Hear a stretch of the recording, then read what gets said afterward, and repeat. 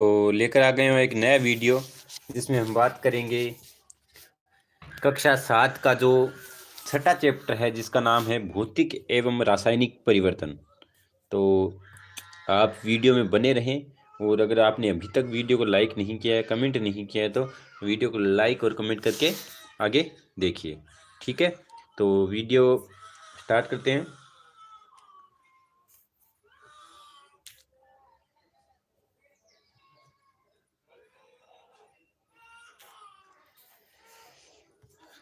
जल्दी जल्दी जुड़ जाइए, जल्दी जल्दी जुड़िए। चैप्टर का जो चैप्टर है हमारे उसका क्या नाम है? भौतिक एवं रासायनिक परिवर्तन। तो सबसे पहले बात करेंगे हम भौतिक परिवर्तन क्या होते हैं। ठीक है दोस्तों, पदार्थ के आकार, माप यानी साइज, रंग और अवस्था जैसे गुण उसके भौतिक गुण कहलाते हैं। यानी कोई पदार्थ है और उसका आकार या उसके साइज या उसकी रंग या उसकी जो अवस्था है उसमें उसके जो ये सभी सारे के सारे गुण हैं वो क्या कहलाते हैं? भौतिक गुण कहलाते हैं। आगे देखिए, वह परिवर्तन जिसमें किसी पदार्थ के भौतिक गुणों में परिवर्तन हो जाता है। यानी परिवर्तन किस प्रकार का होता है? भौतिक गुणों में, यानी किसी पदार्थ का जो भौतिक गुण है उसमें होने वाला परिवर्तन ही क्या कहलाता है? भौतिक परिवर्तन कहलाता है। ठीक है दोस्तों, बात आ रही समझ में? जो भौतिक गुण होते हैं वो क्या होते हैं? आकार में आकार, रंग, अवस्था, साइज, ये सभी क्या है? भौतिक गुण है। और इन भौतिक गुणों में होने वाला जो परिवर्तन है उसे क्या कहते हैं? भौतिक परिवर्तन कहते हैं। आ रही बात समझ में? आगे बात करते हैं। भौतिक परिवर्तन सामान्यतः उत्क्रमणीय होता है। ऐसे परिवर्तनों में कोई नया पदार्थ नहीं बनता। यानी उत्क्रमणीय होते हैं भौतिक परिवर्तन, जितने भी होते हैं वो सभी क्या होते हैं? उत्क्रमणीय होते हैं, और उनमें किसी भी प्रकार का नया पदार्थ है वो नहीं बनता। आरी बात में नया पदार्थ बनने की किसी प्रकार की संभावना नहीं होती है। उदाहरण देखते हैं इसमें। पहला उदाहरण है वो कागज के टुकड़े से जहाज बनाना। यानी अगर आप कागज के टुकड़े से जहाज बनाओगे तो क्या होगा? किसी प्रकार का नया पदार्थ नहीं बनेगा। आगे दूसरा है लोहे की छड़ को गर्म करना। यानी आप लोहे की छड़ को गर्म करोगे तो क्या होगा? लोहे की छड़ गर्म होगी, लेकिन उसमें नया पदार्थ है वो नहीं बनेगा। आगे आटे की लोई बनाना। आटे की अगर आप लोई बनाओगे तो क्या होगा? लोई बनेगी, आटा तो रहेगा। इसमें कोई प्रकार नया पदार्थ है वो नहीं बन रहा है। उसमें आकार या साइज में उसमें क्या हो रहा है? परिवर्तन हो रहा है, लेकिन इसमें किसी प्रकार का नया पदार्थ है वो नहीं बन रहा है। आगे बात करते हैं। नेक्स्ट हमारा वो है रासायनिक परिवर्तन। रासायनिक परिवर्तन क्या होता है? देखिए, वह परिवर्तन जिसमें एक अथवा एक से अधिक नए पदार्थ बनते हैं। यानी परिवर्तन किस प्रकार का है कि अगर उसमें क्या हो? नया पदार्थ बनो यानी बने, या एक से अधिक नए पदार्थ बन रहे हो तो उसे क्या कहेंगे? रासायनिक परिवर्तन। और रासायनिक परिवर्तन को क्या बोलते हैं? हम रासायनिक अभिक्रिया बोलते हैं। उदाहरण देखिए इसमें। मैग्नीशियम को वायु की उपस्थिति में जलाने पर बनने वाली भस्म क्या है? मैग्नीशियम ऑक्साइड एक नया पदार्थ है। यानी अगर आप मैग्नीशियम ऑक्साइड को वायु के साथ अभिक्रिया करवाओगे तो क्या बनेगा? मैग्नीशियम ऑक्साइड बनेगा, MgO बनेगा। तो नीचे अभिक्रिया है वो भी देखते हैं। मैग्नीशियम की अभिक्रिया हमने किसके साथ करवाई? ऑक्सीजन के साथ करवाई उपस्थिति में, तो बना क्या? MgO यानी मैग्नीशियम ऑक्साइड बना। ठीक है दोस्तों, तो इसमें कुछ और उदाहरण है रासायनिक अभिक्रिया के, तो वो देखते हैं। पहला है कॉपर सल्फेट की लोहे के साथ अभिक्रिया से आयरन सल्फेट और कॉपर दोनों नए पदार्थ बनते हैं और कॉपर लोहे की ब्लेड पर निक्षेपित हो जाता है। यानी आप क्या करोगे कि कॉपर सल्फेट है उसकी अभिक्रिया Fe के साथ करवाओगे तो बनेगा क्या? यानी जो उत्पाद बनेगा वो क्या बनेगा कि Fe के साथ तो क्या हो जाएगा? सल्फेट जुड़ जाएगा और यानी आयरन के साथ, और कॉपर बाहर निक्षेपित हो जाएगा। ठीक है, तो ये अभिक्रिया कौन सी अभिक्रिया? विस्थापन अभिक्रिया है। ठीक है दोस्तों, आगे बात करते हैं। हमारा जो दूसरा उदाहरण है उसके बारे में। सिरका और खाने के सोडे की अभिक्रिया से कार्बन डाइऑक्साइड बनी जिसने चूने के पानी को दूध दिया कर दिया। यानी एक सिरका लिया आपने CH3COH COOH, उसके साथ अभिक्रिया किसकी करवाई? खाने के सोडे की, तो बनेगा क्या? CO2 बनेगा। ठीक है, और एक अन्य पदार्थ भी बनेगा। नीचे अभिक्रिया जिन सिरका लिया आपको अपने जो एसिटिक अम्ल है, और खाने का सोडा लिया, सोडियम हाइड्रोजन कार्बोनेट है, तो इससे बनेगा क्या? अभिक्रिया से कार्बन डाइऑक्साइड CO2 बनेगी और अन्य पदार्थ भी बनेंगे। आगे बात करते हैं जो नेक्स्ट है।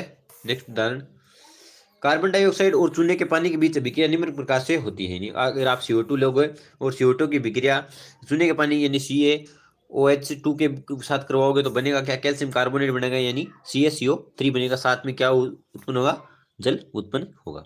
ठीक है, आगे बात करते हैं, जब CO2 को चूने के पानी में प्रवाहित किया जाता है, यानी CO2 यानी कार्बन डाइऑक्साइड को चूने का जो पानी है CaOH2 के साथ प्रवाहित किया जाता है, तो क्या होगा कि कैल्शियम कार्बोनेट यानी CaCO3 बनता है, जिससे चूने का पानी दूधिया हो जाता है। यानी चूने का पानी किस प्रकार का हो जाएगा? दूधिया। ये जो चूने का पानी है वो किस प्रकार का दूधिया हो जाए। चूने के पानी का दूधिया हो जाना कार्बन डाइऑक्साइड का मानक परीक्षण है, और चूने का पानी है वो दूधिया हो रहा है, इसका मतलब क्या है कि ये कार्बन डाइऑक्साइड या CO2 का मानक परीक्षण हो रहा है।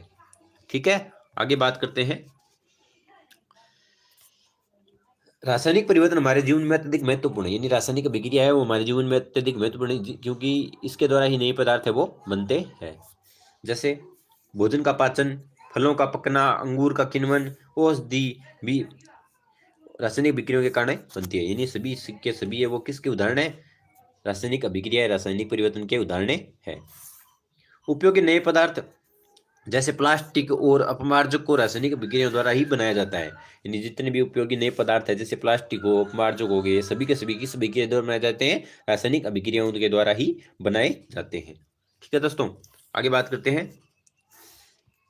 रासायनिक अभिक्रिया के दौरान उत्पादों के बनने के साथ साथ अन्य क्रियाएं जैसे ऊष्मा, प्रकाश विकिरण का निर्मुक्त अथवा अवशोषित होना या ध्वनि का उत्पन्न होना, गंध एवं रंग में परिवर्तन आदि। यानी अगर रासायनिक अभिक्रिया होगी तो उत्पादों के साथ अन्य जो पदार्थ है, अन्य जो क्रियाएं हैं वो भी साथ में होगी। जैसे ऊष्मा हो गया, ऊष्मा प्रकाश विकिरण का निर्मुक्त होना, अवशोषित होना, ध्वनि का उत्पन्न होना, गंध आना, रंग में परिवर्तन होना आदि सभी क्रियाएं हैं वो रासायनिक अभिक्रिया के दौरान हो सकती है। उदाहरण देखते हैं कुछ।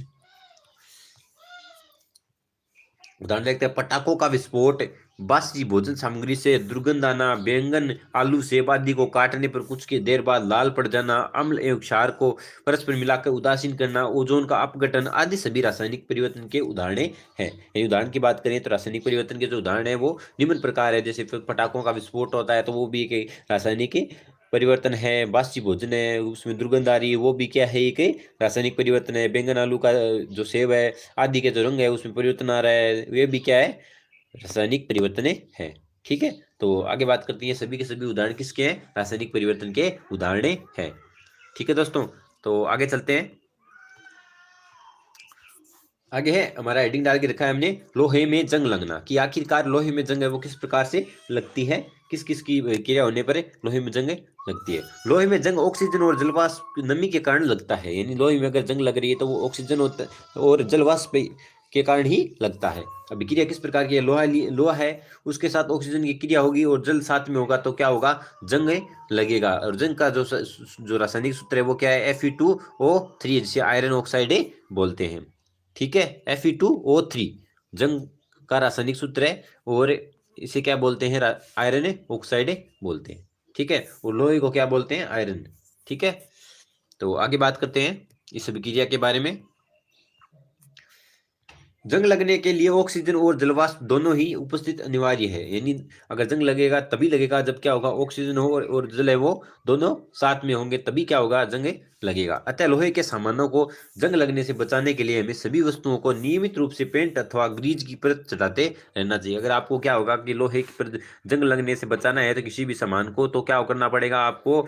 उस वस्तु के ऊपर पेंट या ग्रीज की परत है वो चढ़ानी पड़ेगी, जिससे लोहे की वस्तु वायु एवं नमी के संपर्क में ना आ सके। और इस कारण क्या होगा कि लोहे की जो वस्तु है वो वायु और नमी के संपर्क में नहीं आएगी और उस पर जंग नहीं लगेगा। ठीक है दोस्तों, आगे बात करते हैं।